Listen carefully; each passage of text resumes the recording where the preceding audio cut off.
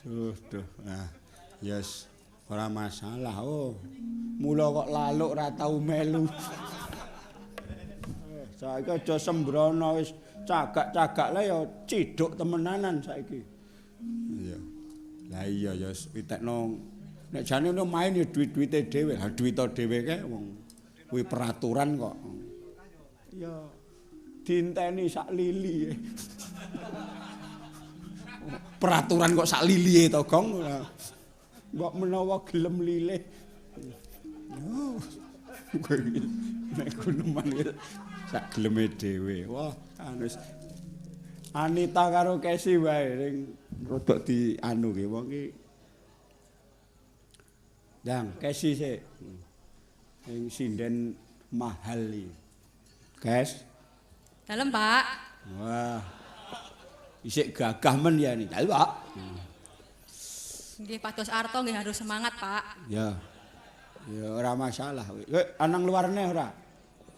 Sakjane dalem ajeng teng luar negeri, tapi kalih Prof Tarno mboten diizinke, Pak. Ya kowe ora diizinke ya wong jenenge isik capek kok. Ya kalau isik calon pegawai iki masih dalam masa penilaian, ora entuk cenanangan teng luar negeri. Loh, sebenarnya kan mboten usah dik. Oh.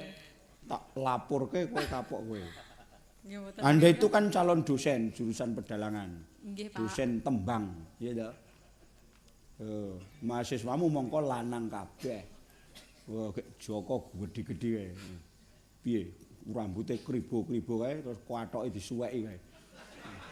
Lho, niku lak nggih mahasiswane panjenengan. Lah niku lak nggih warang-warane panjenengan. Lho, wara-warane aku nek mulang lah aku rak padha lanange ora masalah. Lah kowe wong wedok dhewe. Oh, engko nek diplintengi piye? Mboten, Pak, mboten. Ya, lembango ya sih. Nggih.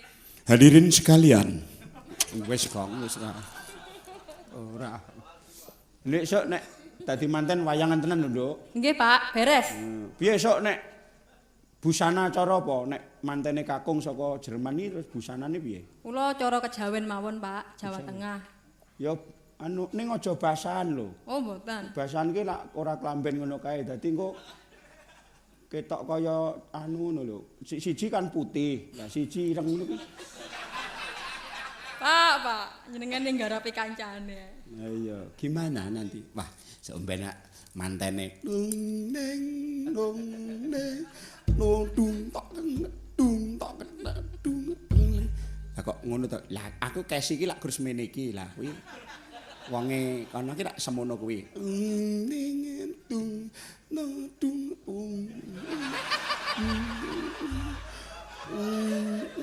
Lah dhuwur men. Biasane orang itu kalau ngelok-ngeloknya adalah orang yang cemburu dan iri. Nggih ta Rama Margono, nggih. Betul. Betul apa? Nembang nggih, Pak. Temburu iri karo anu pek kowe dipek karo Mas Renner ngono. Iya. Mboten, iri padune panjenengan asline pengen gadah pacar londo to, Esther. Lah. Ajake ngeten iki. Ra iso lin. Bumi gunjing langit klap-klap katon kincang sawangan droying. Ucap kacarita nalika semono. Wah, iki ngono bani anune. Dalang kok kalah. Dalang kalah ngomong wae. Bumi gunjing langit klap. Wes to Gong ora Kesi mbok ladeni. Majake jenengan SMS kula si. Ora ora. Bang ingkang wonten pertapan. Pindha kaunang-unang ning Ndri. Yo a e o e an on o. Wo munggah. Ah, ayo nembang apa sih? Pak, menika kagem Rama kula, Rama Margono. Dalem badhe nembang langgam Sri Huning Rama. Mugi-mugi dados panglipur saya lan tambah sehat. Nggih, kalian nambahi duit. Oh, nggih. Kula mboten lho Rama, tapi Pak Purbo ingkang nyuwun. Lho, aku ki njalukke kowe. Ora wurung arep rono kok. Bawa napa mboten, Pak? Bawa. Bawa. Dibawani men. Oh nggih saderenge dalem nyuwun ngapunten, Pak. Wau sonten dalem mek mbojeki nggarepi panjenengan rada nakal. Tapi aslinipun senadyan to kula nggarepi panjenengan nika nakal banget, aslinipun menika tondo sayang kula kalih panjenengan, Pak. Nggih. Dadi pun duka. Lho, kok sik. Lah kok kowe sayang karo wong tuwa? Nggih, kula niku sayang, bangga dan salut kalih Bapak. Saya bangga menjadi pesendernya Pak Purbo Asmoro yang dalang ternama dan bagus sekali, luar biasa. Di Indonesia tidak ada duanya dalang seperti Pak Purbo Asmoro. Saestu, Pak.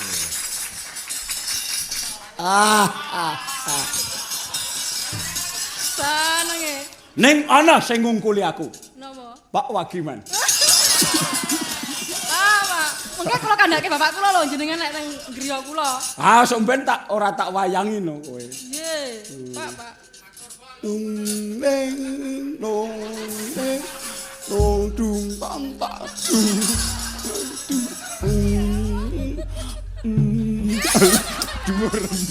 Awas jenengan. Orang itu kalau iri memang keterlaluan, ide-idenya ada saja. Si, aku salam longgone Esther ya si yo. Ya tolaruto sangking yada sangguru Centang mutuso sang sing setiaki yang goyowi Brociki lagi dati Kaya dalang ngendi ngomong kok lagi dati. Dang, bawa. Kacarita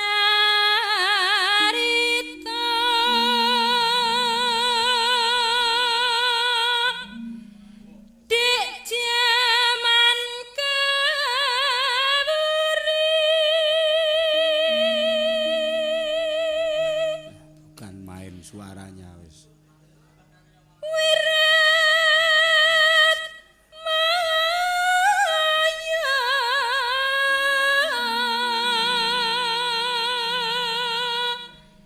ing leladan Tuban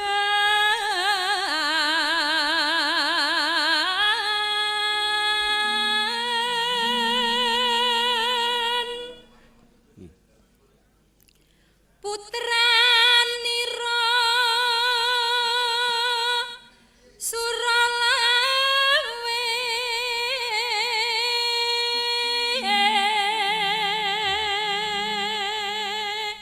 Tak kira putra nira Surawa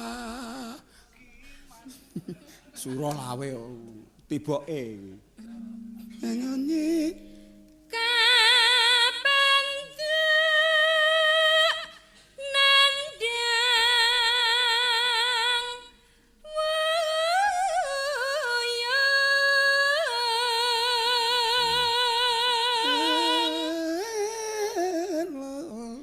marang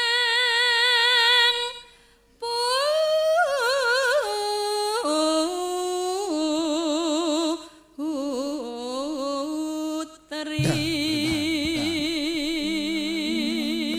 tak ndron tak kindet. Haran Sri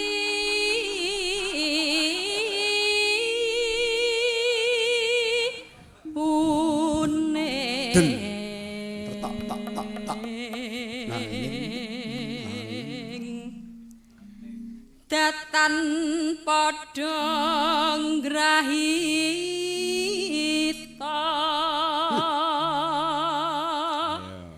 jebul Salah 5. Seksa Bonang siap. Tulur Dung dung neng dong neng dong dung tak cetak dung. Si, aku salamno kanggo Esther ya si. Ya tolaruto sangking yada sangguru Nyata sang sing Kacarita ing prahara Sri Huning Kya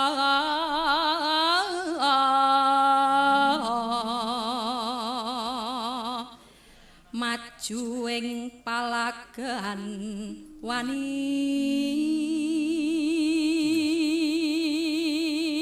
sengkoke dienggo medeni wong wani Serena labuhna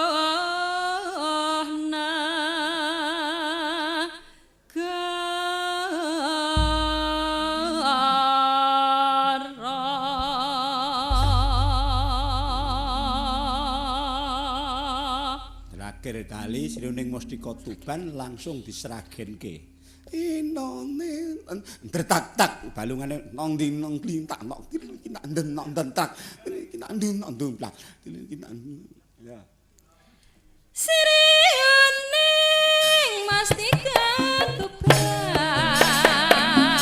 labuh terus lan sabaya bakti marang Raden Wiratmaya mus prasaja ananda rangti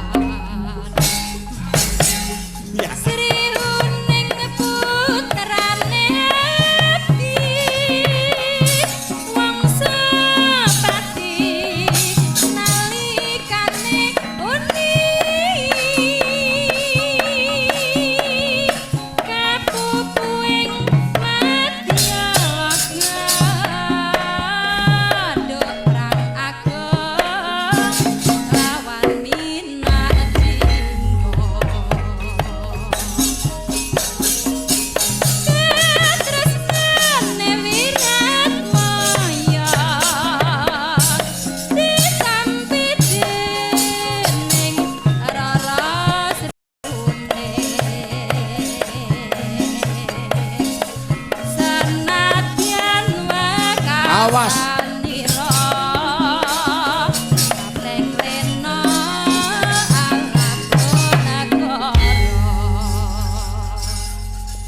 cepet men to Gong selak kedisikan wong ngendang wis disiki ndak tumang ino dandutang tung jleng aja ngantek kalah karo pengrawit lamun sira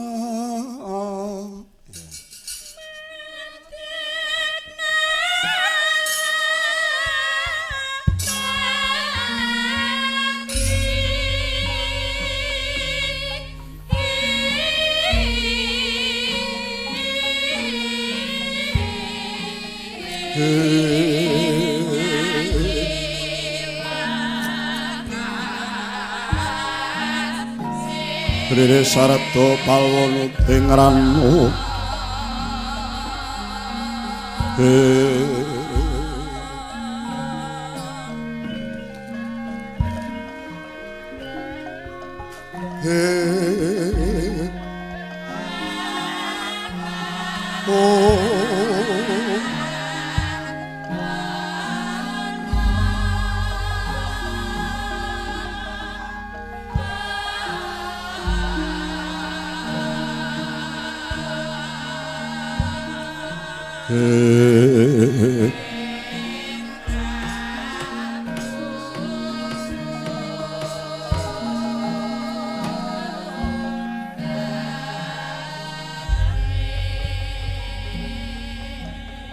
tebih ginawe perak nenggih mongko sambunging kandha lumereking wanci gumantining taun Rewasnya Sangya Pandhawa kawon dadu manjing Wanaprastha karantaning galih risang Arjuna labet penandanging sagung para kadang sigra minggah ing ngardi Mesu Brata Samadi maladi hening sedakep saluku tunggal nutupi Babanawa Sanga. Anenggih jumeneng Sang Tapa Begawan cipta wening yuri Sang Mintaraga.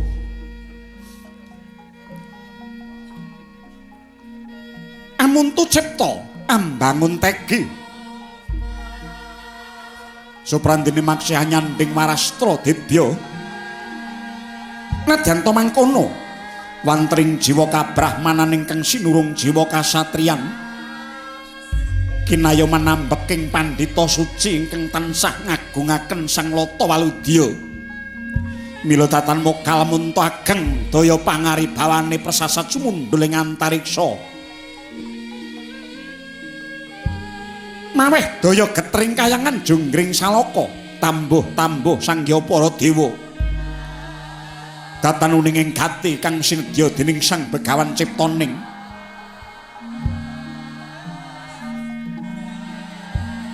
Sigra Sang Hyang Guru anuding mring Sangya Widodari pepitu nenggih mantar saring kasuwargan Bathari Supraba Wilutama irim-irim gagar mayang Tunjung Biru.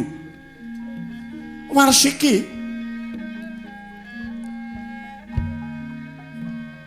waranggoning Surala ingkang cacah pepitu giya tumurun saking Dirgantara arsanjugaraken Sang Maratapa lumarap mawa ganda amrik mangambar rumadasing Durgandana. Waneh-waneh lelewaning kang tumurun saking gegana dadya sumiyut kang Pancawara mawa ganda arum. Parandene maksih kendhelan kewala Risang Tapa datan mulak pangaribawaning Sang Hyang Hapsari ingkang sumorot mawa cahya mijil saking antariksa.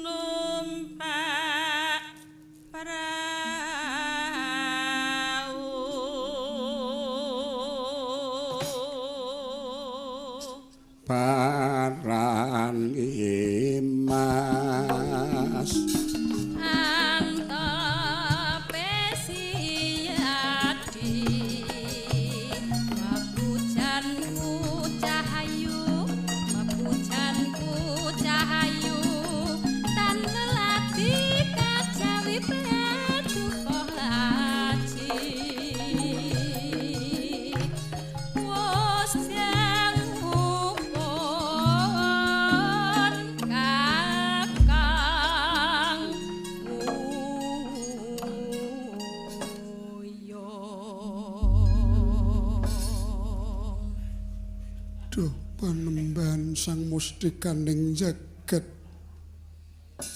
Amba minta aksama ing ngarsa paduka sang Wikudibya Panembahan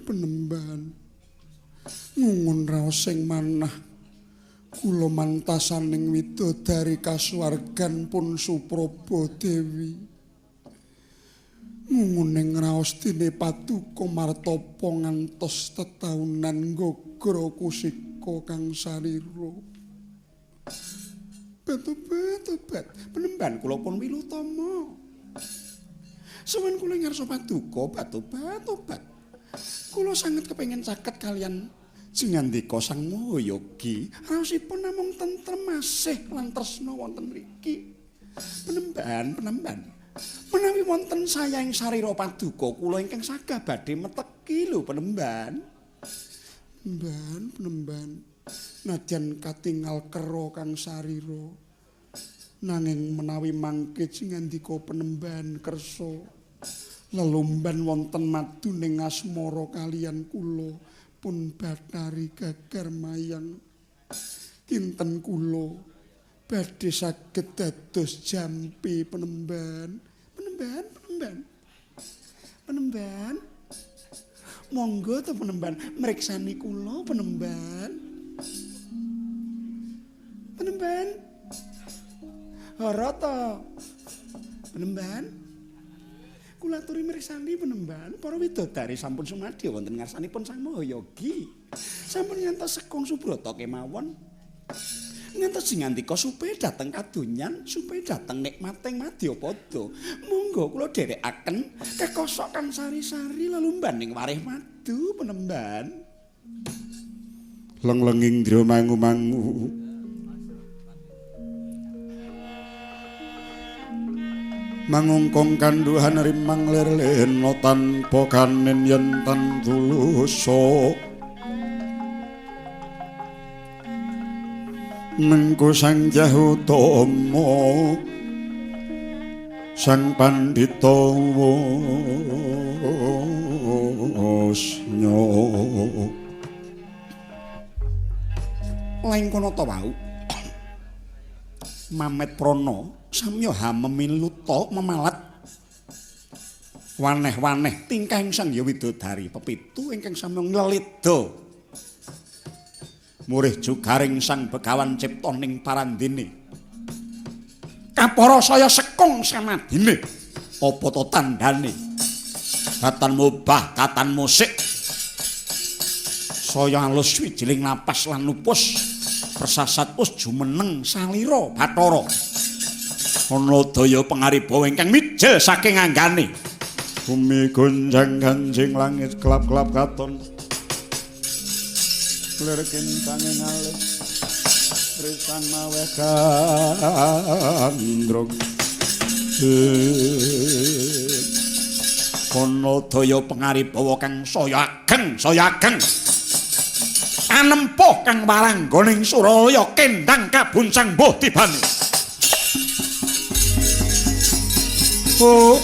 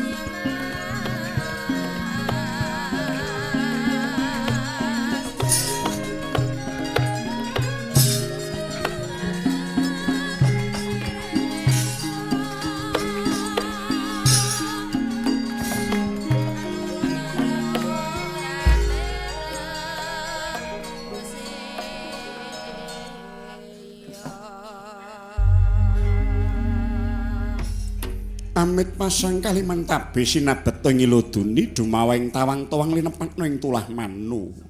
Sang Tapa kula ingkang sowan. Teja sulaksana tejanipun ingkang katemben rawuh ing wingking pundi pinangka ngayun menapa ingkang sinedya. Sinten peparab jengandika Sang Mahayogi. Menawi ndangu kalian kula Pandhita Tirtagama anjacah wana wukir nami kula Resi Upadya. Mugi kula kepengin nggulang tepangang Gladewanuh nami kula pun cipta wening inggih Mintaraga Penemban. Ya sliretine tesan Kang Tirta Martatama. Kadya hamanggih retna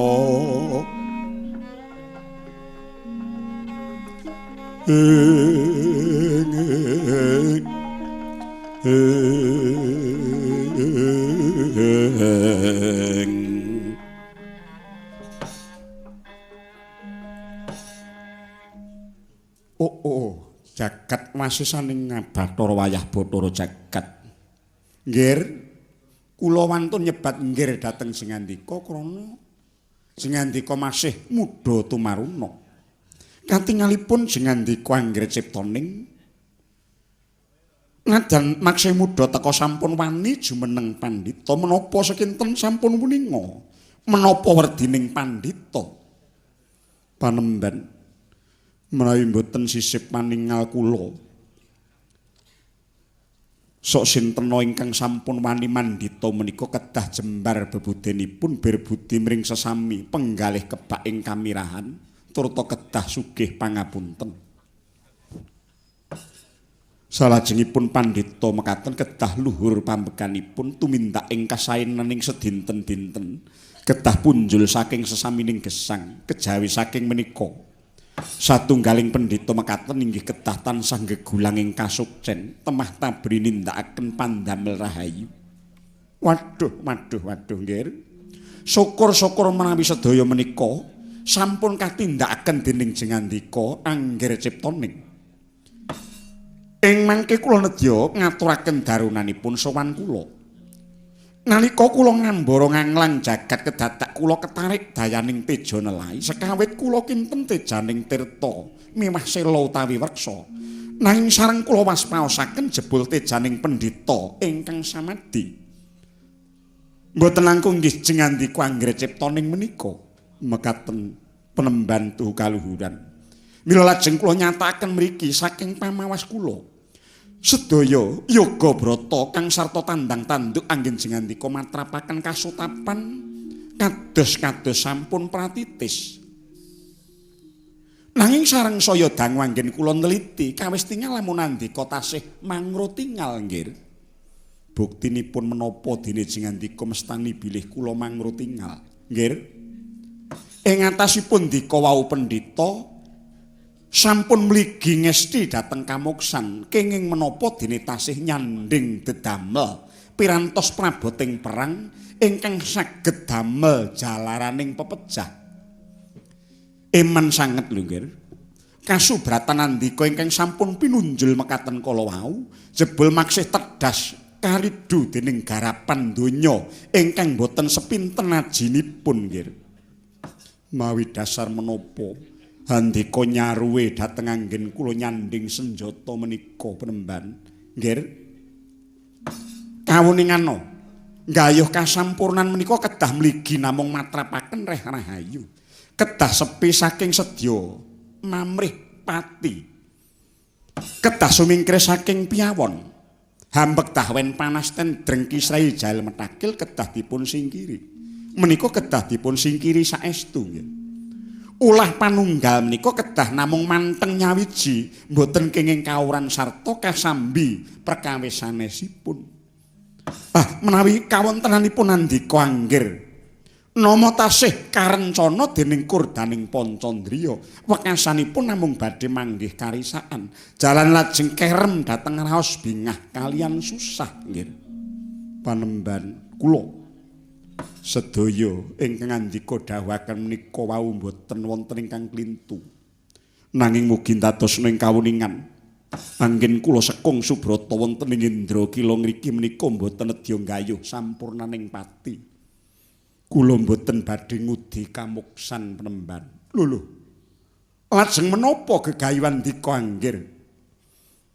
Mila senadyan tapa brata kula maksih ngiwa langkap ngendong jemparing jalaran dumugi dinten menika kula tasih ngantepi jiwa satriya. Ing mangka jejering satriya menika kedah ngrasuk kawiryan tuwin kawibawan perlu kangge prabot pirantosing gesang memayu hayuning bawana supados jangkep darmaning kasatriyan wau kejawi tosing balung uleting kulit trampiling ulah gegaman ugi kedah sinartan bantering tapa brata ingkang ing pamrih supados kasantosaning wadhakipun linambaran santosaning batin wekasan boten gampil kasor lan kaprabawan dening satru murka Penemban. Akyatri sang kapirangu rinangkul kinempet kempet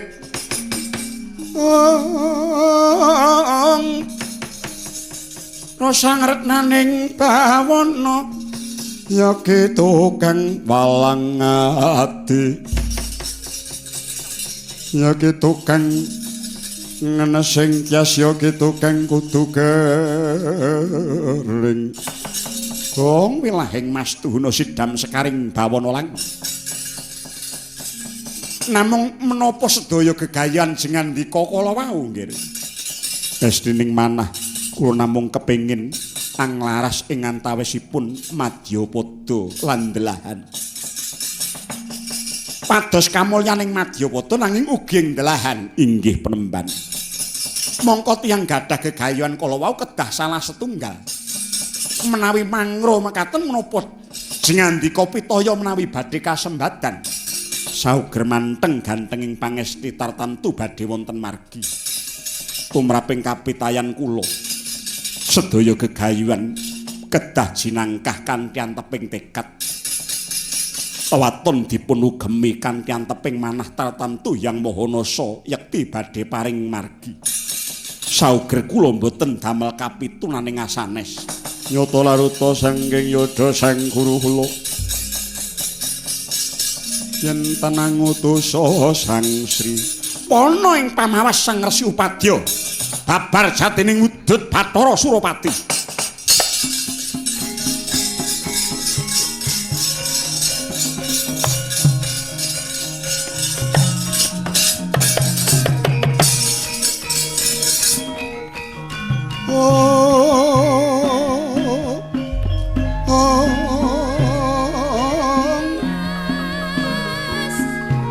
nyangunging kadhong malengkung lir kawersan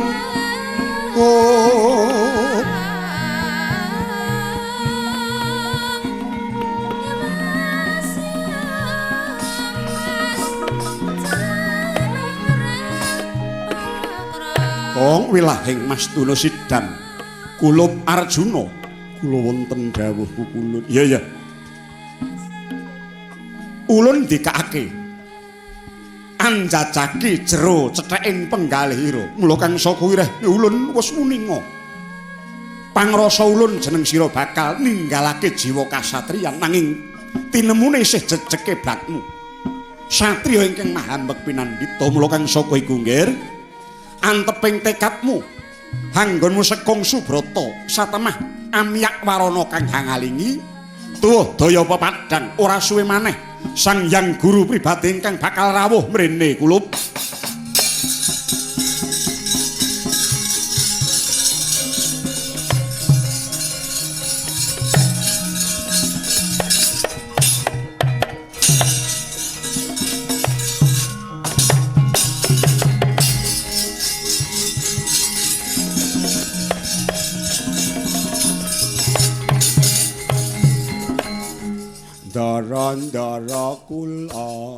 Ndara kula sang ciptaning mintaraka ing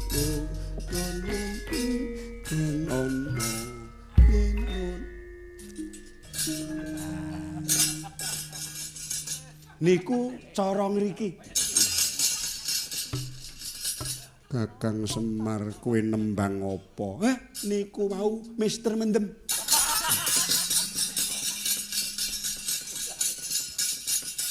Kakang aku cinuba dening dewa. Nggih kula ngertos saking kedep.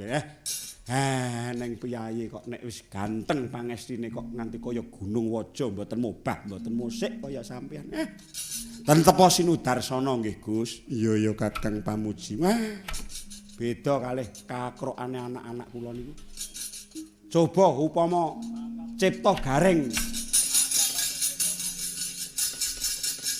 karo Raji Petruk karo Tarja Bagong upama disuguhi widodari sing molek-molek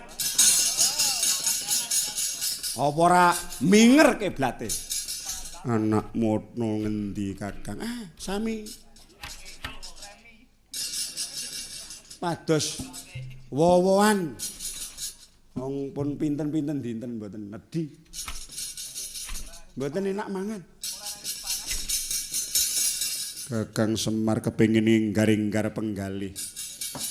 Nggih mumpung jugar semadine dasare Bathara Indra kala wau nggih pun rawuh mriki. Iya Kakang. Aku tak ganti busana dhisik ayo. Anakmu supaya ngetutake lakuku Kakang Semar. Nggih monggo.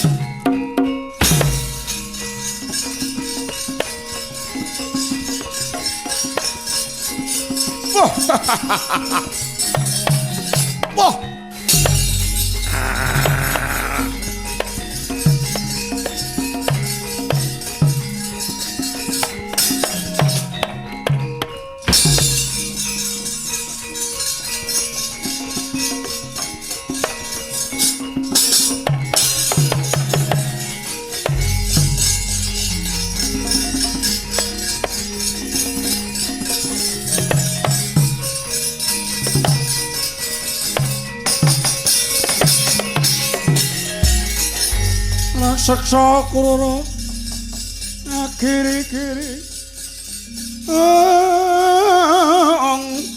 genyoler prabata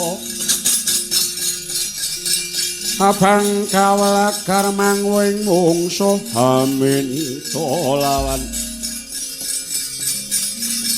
anggros rusingana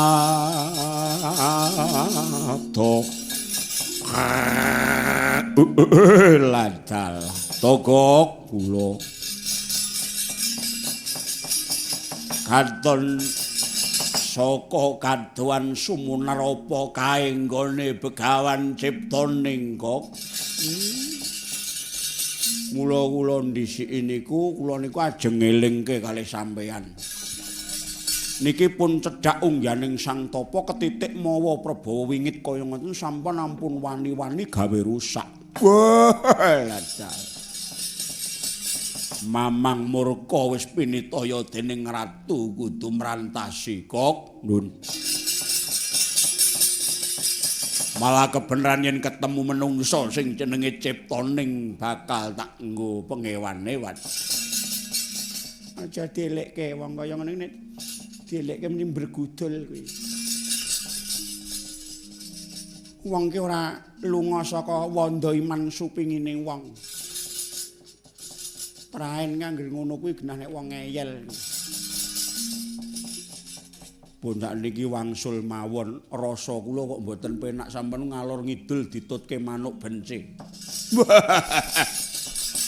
Aja ngendon-ngendoni greget. Tak cedhakane Gunung Indra ki lho. Yen nganti ora bisa ketemu Ciptaning tak gempure alas iki kok.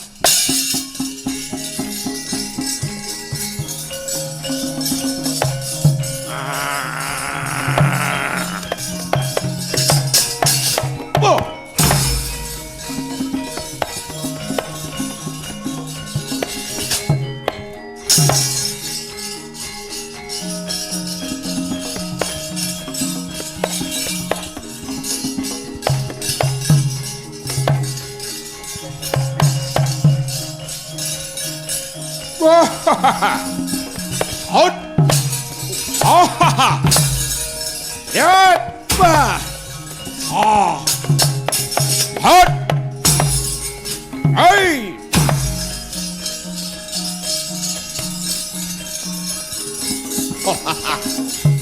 Ya.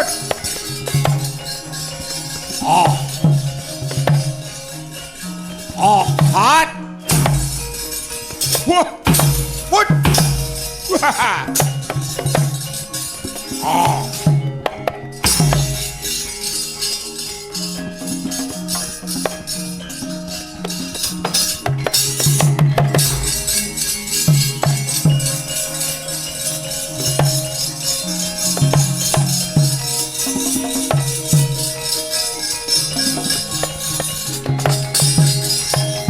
Walatmara Sang Arjuna Munira gamanungsan kasreban tingkaing mungsuh niran padha kadang ayodaya wangwane was-paos pendulune Sang Mintaraga ana raseksa ingkang ngagawe rusak ing pertapan satemah bosah baseh Sangya ingkang rungkut-rungkut watu gilang tinendang ajur dadi swalang-malang mesti pangaribawa ingkang mijil saking angganing Sang Ciptawening.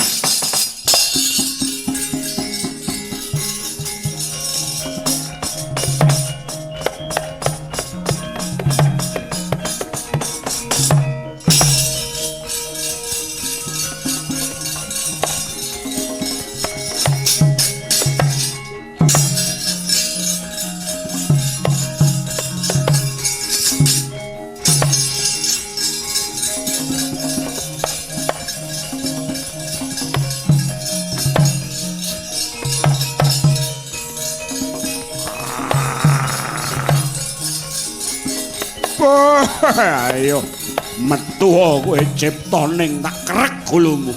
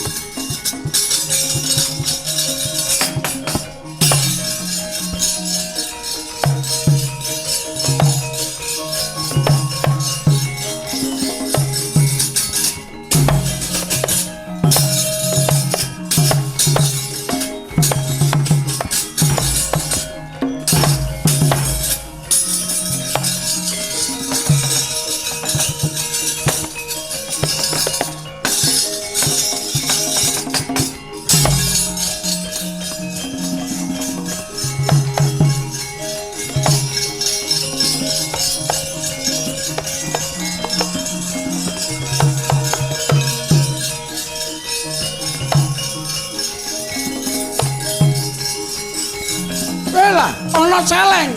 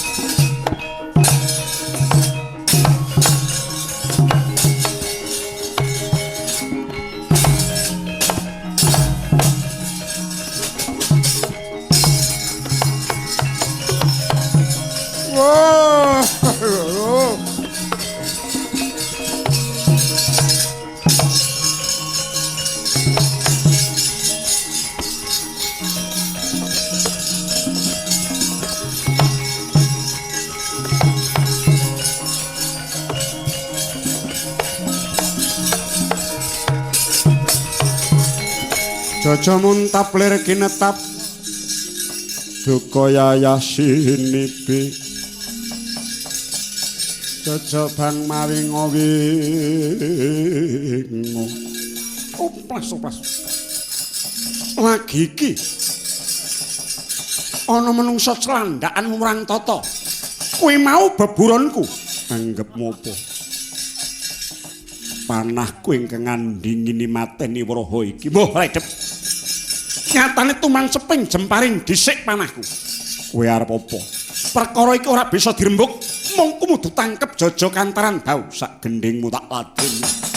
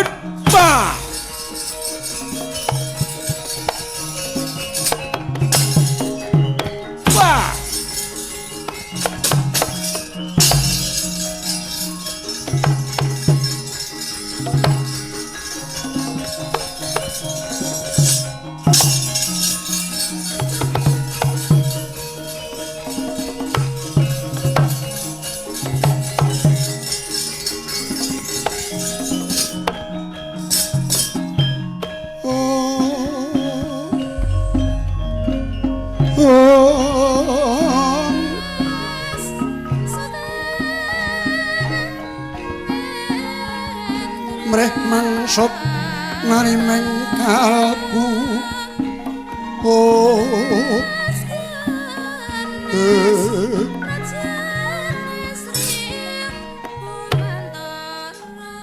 sanget boten nginten bilih paduka Pukulun ingkang kepareng tumedhak Arjuna sayektine malih apa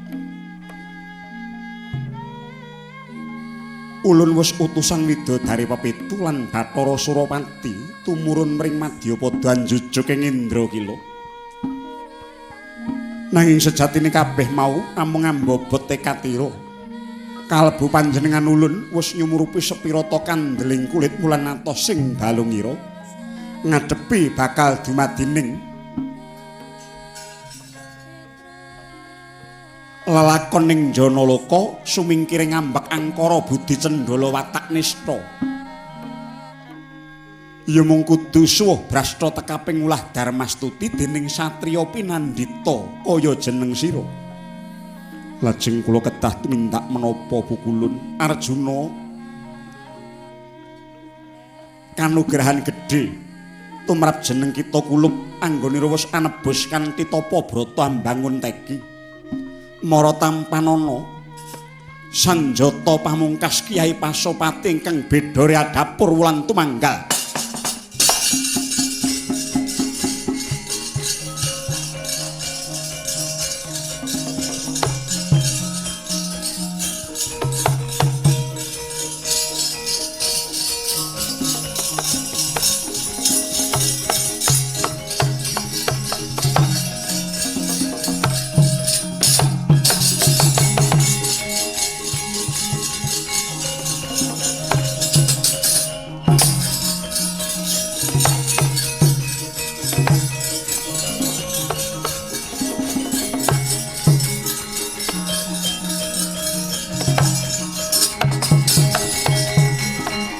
binten bingeng manah kula peparing paduka yang padha Pukulun iya ciptane mung wae kabeh mau kudu tinuku lelabuhan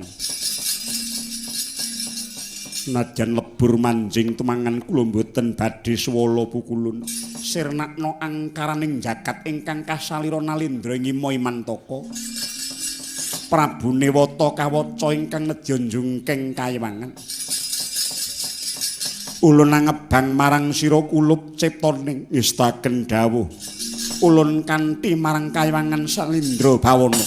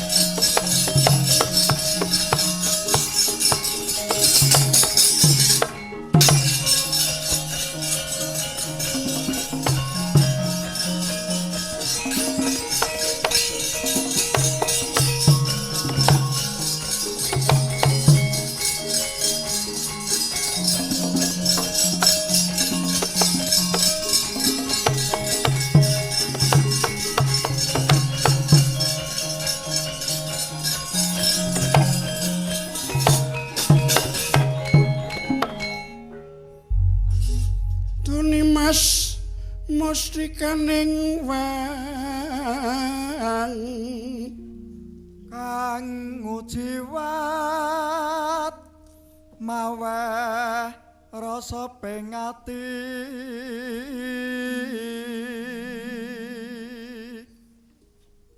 tatulunga raga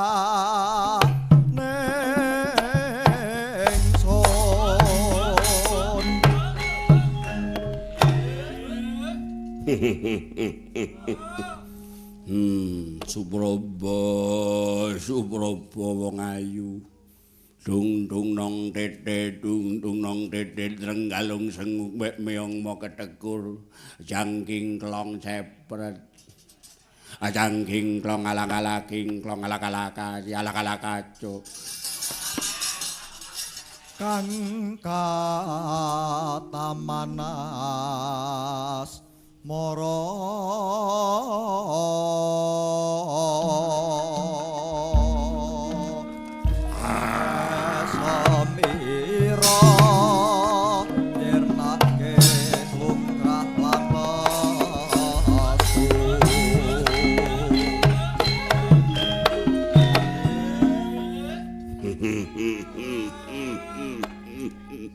wong ayu setinik-tinik abot marang segedeng enteng ginawe alian ayo mangan tunggal saajang sare tunggal sak bantal dung dung nong tete Trenggalung sengumbek meong ketegur jangking klong alak-alaking klong alak-alakaci alang-alakacu ngilangke rasa kang samar tresnaku sondrol wiyati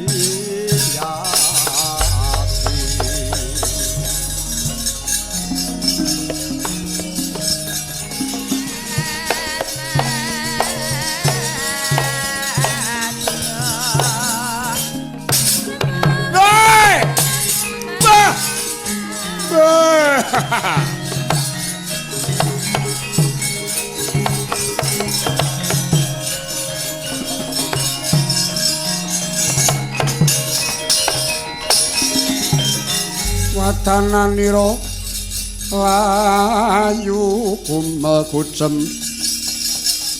rahnya maratani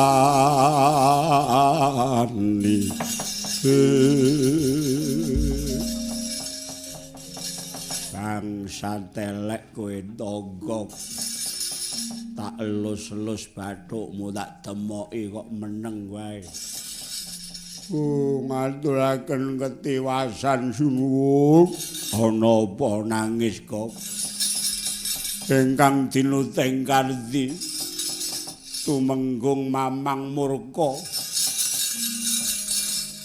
wantun kaliang sanciptaning kenging daya pangarubawa malih dados wraha malah samangke pecah dening Sang Ciptawening nggih mintaraga serayaning dewa sinuwun wah ratawa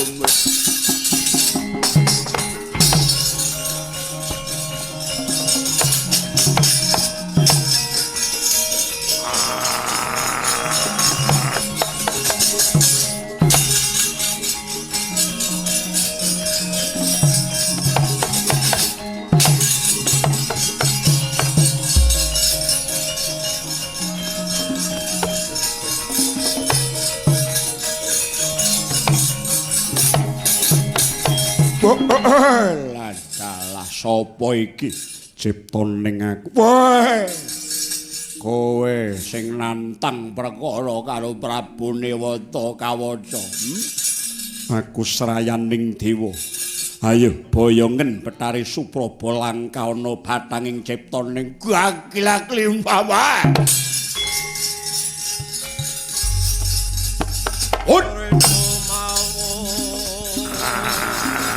Ha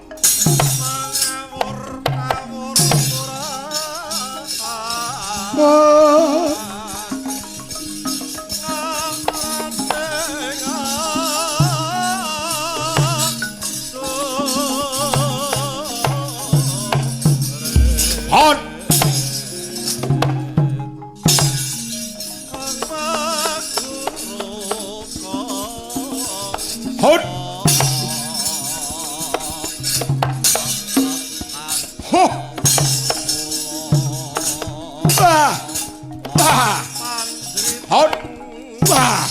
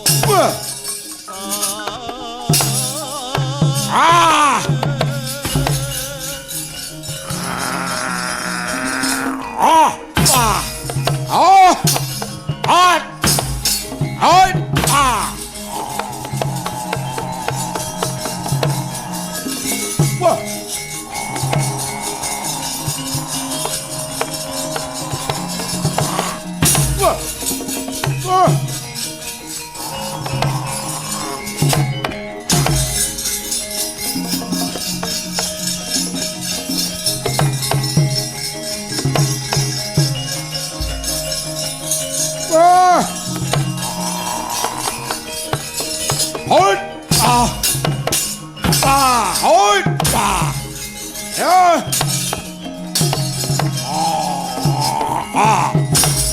Yeah! What?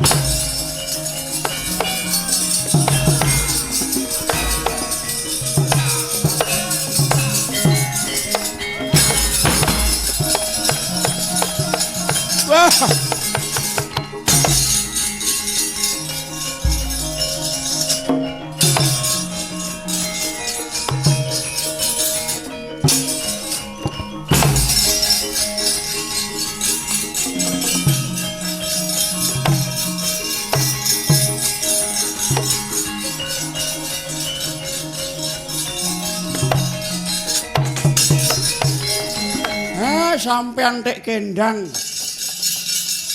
Aduh. Kakang Semar nyoto sekti Mahambara Prabu Niwata kawaca. Mboten mokal. Nika le tapa men 10 taun teng tengah segara. Ngadeg teng nduring banyu. Suku sajuga.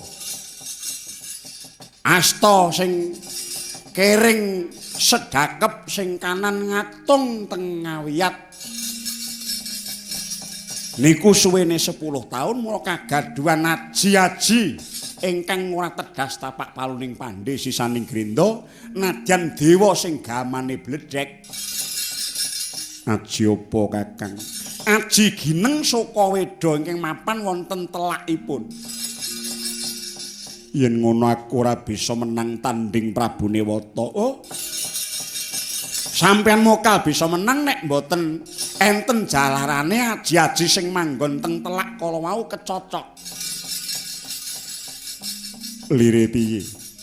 Mula nika pendak-pendak mangap Prabu Niwata niku mung sedhela terus mingkem melih.